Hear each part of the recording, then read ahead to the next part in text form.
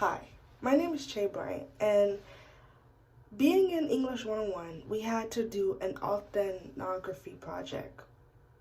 And this is my reflection video. What authenography means to me is being able to write in a way that defines who you are in your most authentic way. Being in the English 101 class, I got a chance to see so many different parts of my classmates and where their culture from.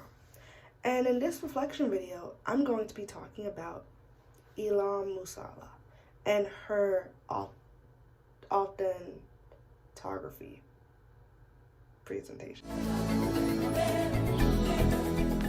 So I'm doing my reflection on Eleham, and her presentation is about Ghana and how there's no place like home. And that quote hits hard for me because when you go out and you go out into the real world, you don't really understand how valuable it is. What you're leaving behind. What's out there in the newfound world to explore, to learn, to innovate. You know, there's so many things that you can do. And that just grabs the reader's attention right there. Eleham did.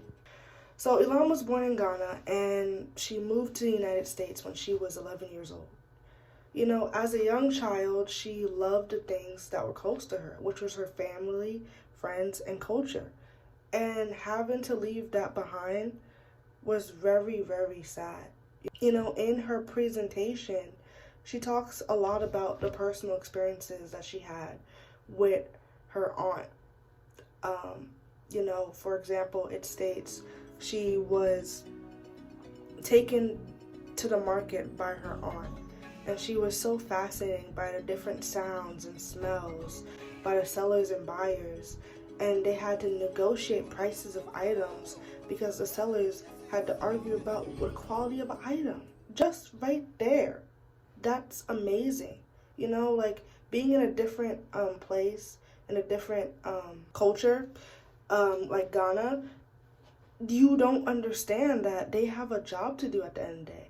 And that job is to be able to sell something to the everyday people and go on and live their life. You know what I mean? And I was shocked when I read that quote. Some of her other personal experiences that she talked about the ethnic tribes and how there's about 6 major different ethnic tribes in Ghana. You know what I mean? Like the Eon, the Mogul, the Iwu, the Dagami, and the Gurma.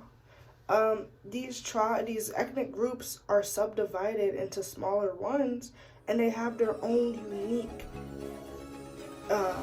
culture, dancing, identity, and some of these clothes that they wore was a sign of respect in her culture. So even that was shocking for me to even see about. Because, like I said before, when you're traveling to these different cultures and different countries, you get to see their culture for what it really is, which is very different from the United States.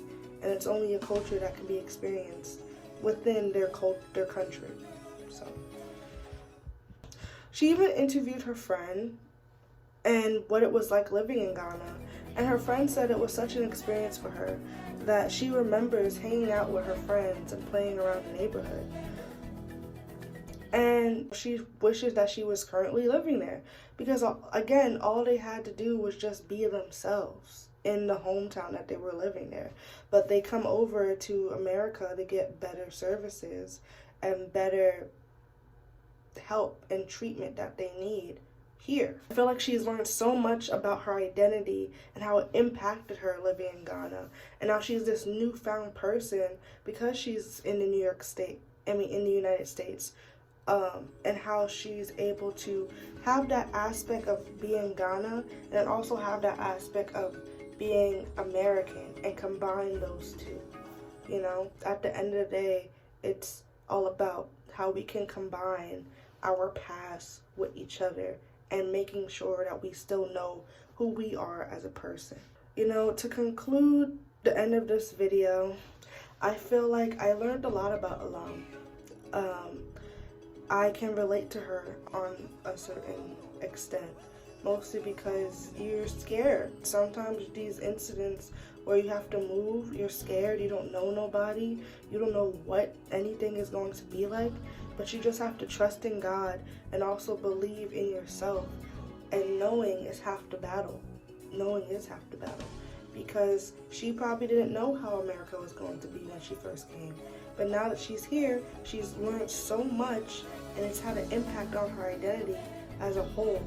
But she also misses that key aspect of having Ghana with her, always in her heart.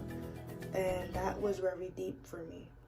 And yeah, this is the end of the presentation.